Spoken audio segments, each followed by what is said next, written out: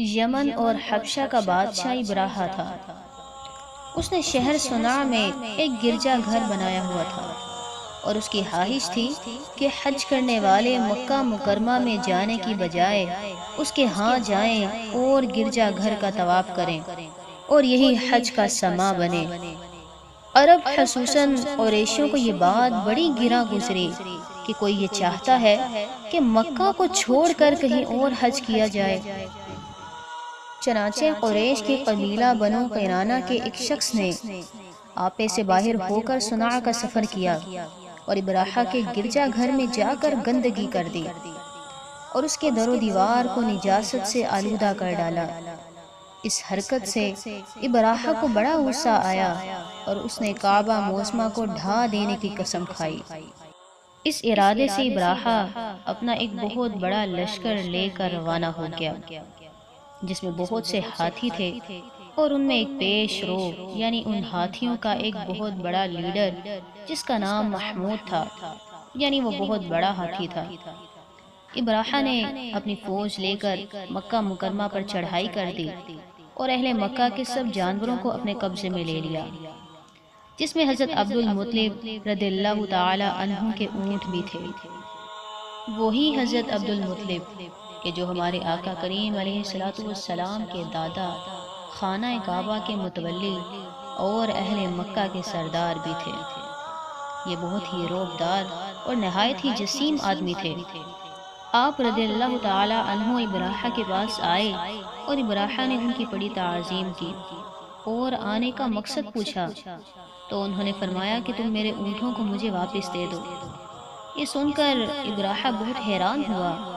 اس نے کہا کہ مجھے بڑا تعجب ہو رہا ہے کہ میں کعبہ کو ڈھانے کے لیے اتنی بڑی فوج لے کر آ گیا ہوں اور آپ کو فقط اپنی جانوروں کی فکر ہے اور آپ نے مجھے اس بارے میں کچھ بھی نہیں کہا۔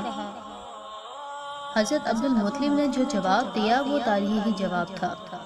آپ نے فرمایا میں اپنے اونٹوں کا ہی مالک ہوں، اس لیے اونٹوں کے لیے کہہ رہا ہوں، اور کعبے کا جو مالک ہے وہی کعبہ مشرفہ کی حفاظت کرے گا، مجھے اس کی کوئی فکر نہیں۔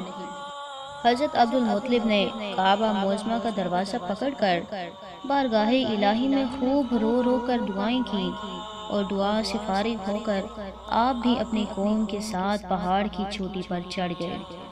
اب جب صبح ہوتی ہے اور ابراہا اپنے لشکر کو کعبے پر حملہ کر دینے کا حکم دیتا ہے، ہاتھیوں کو چلنے کے لیے اٹھایا جاتا ہے، لیکن جو ہاتھیوں کا لشکر ہے اس کا جو پیشرو لیڈر تھا محمود، وہ خانہ کعبہ کی طرف نہ چلا۔ جس طرف اس کو چلاتے تھے چلتا تھا، مگر جب کعبے کی طرف رخ کرتے تو نہ چلتا تھا اور بیٹھ جاتا۔ اب یہی کشمکش تھی کہ لشکر آگے نہیں بڑھ رہا تھا۔ اللہ تبارک و تعالی نے سمندر کی جانب سے پرندوں کا لشکر بھیج دیا۔ ہر پرندے کے پاس 3 کنکریاں تھیں۔ وہ 2 کنکریاں پنجوں میں اور 1 چونچ میں لے کر آئے۔ ابابیلوں کے لشکر نے ابراہا کی فوج پر اس طرح سے سنگباری کی کہ ابراہا کی فوج بدحاس ہو کر بھاگنے لگی۔ وہ کنکریاں بہت چھوٹی چھوٹی تھیں، مگر وہ قہر الہی کے پتھر تھے کہ پرندے جب ان کنکریوں کو گراتے تو جو شخص ہاتھی پر سوار ہوتا ان کے ہونٹ کو جو انہوں نے لوہے کا پہنا ہوتا اس کو بھی توڑتے تھے اور ان کے سر سے نکل کر جسم کو چیڑ کر ہاتھی کے بدن کو چیرتے ہوئے زمین پر نکلتے تھے۔ ہر کنکری پر اس شخص کا نام لکھا گیا جو اس سے ہلاک ہوا۔ اس طرح ابراہا کا پورا لشکر ہلاک و برباد ہو گیا اور کعبہ محفوظ رہا۔ یہ واقعہ جس سال وقوع پذیر ہوا اس سال کو ہاتھیوں والا سال کہا جانے لگا، اور 50 روز کے بعد اور ایک روایت کے مطابق 55 روز کے بعد نبی کریم صلی اللہ علیہ وآلہ وسلم کی دنیا میں جلوہ گری ہوئی۔ سورہ فیل میں اس واقعے کا اللہ تبارک و تعالی نے ذکر فرمایا، اے محبوب صلی اللہ علیہ وآلہ وسلم، کیا آپ نے نہ دیکھا کہ تمہارے رب نے ان ہاتھی والوں کا کیا حال کیا؟ کیا اس نے ان کے مکر و فریب کو تباہی میں نہ ڈالا؟ اور ان پر فوج در فوج پرندے بھیجے جو ان پر کنکر کے پتھروں سے مارتے تھے، تو انہیں جانوروں کے کھائے ہوئے بھوسے کی طرح کر دیا۔ رب کی قدرت کی کیا ہی بات ہے کہ اس نے اپنے گھر کی حفاظت کیسے فرمائی۔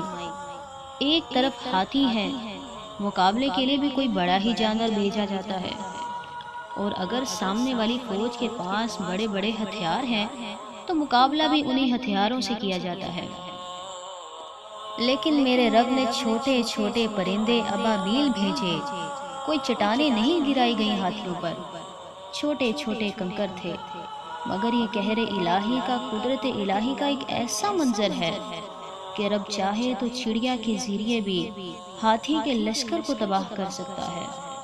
وہ ان اللہ علی کل شیء قدیر ہے، یعنی رب ہر شے پر قادر ہے۔